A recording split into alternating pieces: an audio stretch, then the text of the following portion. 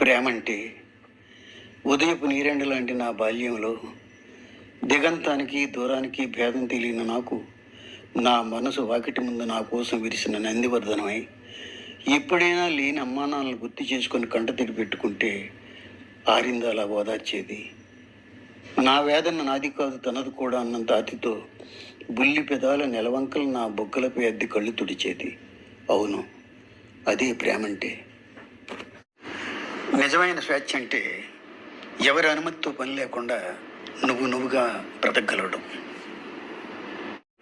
ఈ ప్రపంచంలో విమర్శలకు బాధపడే వాళ్ళకన్నా పొగడ్తలతో పతనమయ్యే వాళ్ళు ఎక్కువ. నీ బ్యాడ్ టైంలో నీకు తెలిసే బెస్ట్ థింగ్ ఏంటంటే నీ అనుకున్న వాళ్ళ అసలు రంగులు కరెక్ట్గా తెలిసేది ఆ టైంలోనే.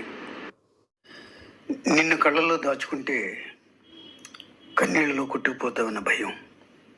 అందుకే గుండెల్లో దాచుకుంటాను. ఎందుకంటే నేను పోయేదాకా నా గుండె చప్పుడుగా నువ్వు ఉంటావుగా. నువ్వు సాధించినప్పుడు నీకు చప్పట్లు కొట్టేవాడి కన్నా నువ్వు ఓడి విషాదంలో ఉన్నప్పుడు తన చేతులతో నీ భుజాన్ని చుట్టినవాడే నీకు నిజమైన ఆత్మీయుడు. నిన్న రాత్రి నిద్రతో మరణించిన నువ్వు ఈరోజు తెల్లవారాక మెలుగుతో మళ్ళీ పుట్టావు.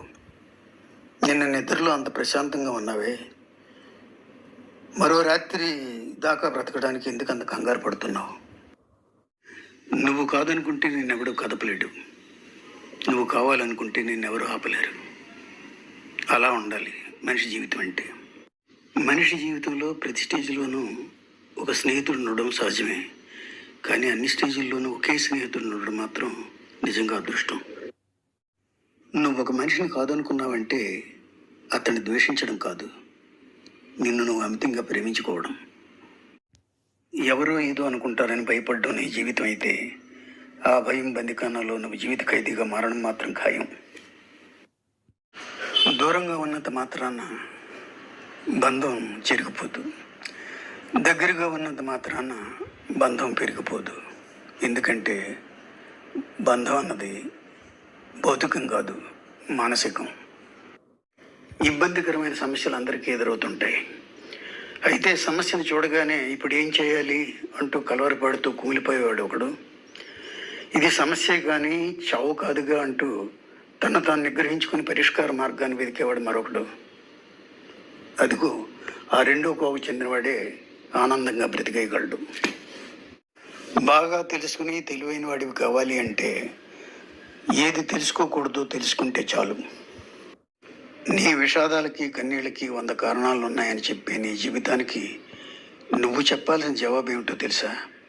నువ్వు ఆనందంగా ఉండడానికి, ఆనందం పంచడానికి నీకు 1,00,000 మార్గాలు ఉన్నాయని. అదే జీవితం.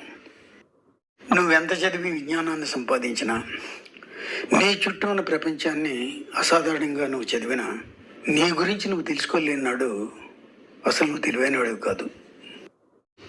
ఓడిపోయిన చాలామందికి తెలియదు మరో 2 అడుగులు ముందుకెళ్తే గెలిచేవాళ్ళమని. అదే పెద్ద ట్రాజెడీ. భవిష్యత్ అంటే రేపు నీ దగ్గరికి వచ్చేది నిన్ను ఒక్కని చేర్చుకునేది కాదు, నీకు నువ్వు సృష్టించుకునేది. పుస్తకాలు చదివి ప్రపంచాన్ని శోధించి నువ్వెంత తెలుసుకున్నా కానీ నిన్ను నువ్వు తెలుసుకున్నాడు నువ్వు పెద్ద జ్ఞానివే. ధైర్యవంతుడైతే తప్ప దూసుకుపోలేడని ఆగిపోతావే. దూసుకుపోయిన వాడే నిజమైన ధైర్యవంతుడు. ప్రామిస్. చేసిన పనిని పదే చేయడం, ఆ పనికి ప్రతిసారి కొత్త ఫలితాలు ఆశించడమే నిజమైన పిచ్చి అంటే. మరి నీకు లేని గొప్పతనాన్ని ఆపాదించి నిన్ను పొగిడేవాడి కన్నా నీలోని లోపాన్ని ఎత్తి చూపి నిన్ను విమర్శించేవాడే నీకు నిజమైన ఆత్మీయుడు. నీకేమన్నా జరిగితే నేనేం కాను అంటుంది ప్రేమ. అసలు నేనుండగా నీకే హాని జరగనవనుగా అంటుంది స్నేహం. అలాంటి స్నేహం, ప్రేమ నీకు దక్కితే ఆ బ్రతికే బృందావనం. ఎదుటి మనిషిలో ఎప్పుడూ చెడుని వెతికేవాడికి స్నేహితులు ఉండరు, చెడులో కూడా మంచిని చూసేవాడికి శత్రువులు ఉండరు. అందరిలాగే గెలుపు సాధిస్తే అది జస్ట్ విక్టరీ, కానీ అదే విక్టరీ అరుదైంది అయితే అదో హిస్టరీ. నీ నిజాయితీ గురించి నువ్వు తెలుసుకోవాలంటే జనాన్ని అడగాల్సిన అవసరం లేదు. అద్దం ముందు నిలబడి నీ ప్రతిబింబం కళ్ళలోకి సూటిగా చూడు, నువ్వేమిటో నీకే అర్థమైపోతుంది. మంచి భర్త అంటే నిన్నటికన్నా ఈరోజు భార్యను ఎక్కువగా ప్రేమించాలి. మంచి భార్య అంటే భర్తను ఈ రోజు కన్నా రేపు మరింతగా ప్రేమించాలి. ఇది రోజులు, వారాలు, సంవత్సరాలు కొనసాగాల్సిన విషయం. అప్పుడే ఆ దాంపత్యం అద్భుతమవుతుంది. నీ భార్యగా నీ ఇంటికి వచ్చిన ఆడపిల్లని ఎలా మార్చాలా అని చుట్టు పీక్కోకు.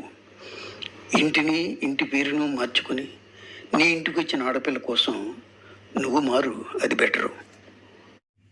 నీకు నీడనిచ్చే చెట్టు ఆకులు రాలినా, కొమ్మలు విరిగినా, భూమిలోని వేళ్ళున్నాయని ధైర్యంతో ఏళ్ల తరబడి నిటారుగా నిలబడి ఉంటుంది. మరి కొన్ని చేయిజారినంత మాత్రానికి జీవితమే లేదని నువ్వెందుకు కలవరపడతావు? నిబ్బరంగా ఎందుకు నిలబడవు?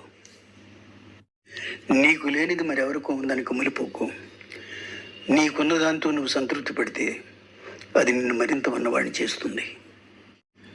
ప్రాణం లేని వస్తువులను ప్రేమించడం, ప్రేమించిన వాళ్ళని వాడుకోవడం నీ జీవితం అయితే ఆనక ఆ జీవితమే నీతో ఆడుకుంటుంది. నేను మార్చలేను అనుకుంటే ప్రయత్నించను, ప్రయత్నించానంటే మార్చకుండా ఉండను. ఇలా అనుకునేవాడే చేవగల మగాడు. ఒక్కటే జీవితం మిత్రమా.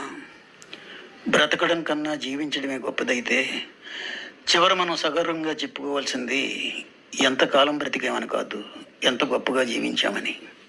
గమ్యం అంటే నీ ప్రయాణానికి ముగింపు కాదు, నువ్వింకా సాగించాల్సిన ప్రయాణానికి కొనసాగింపు.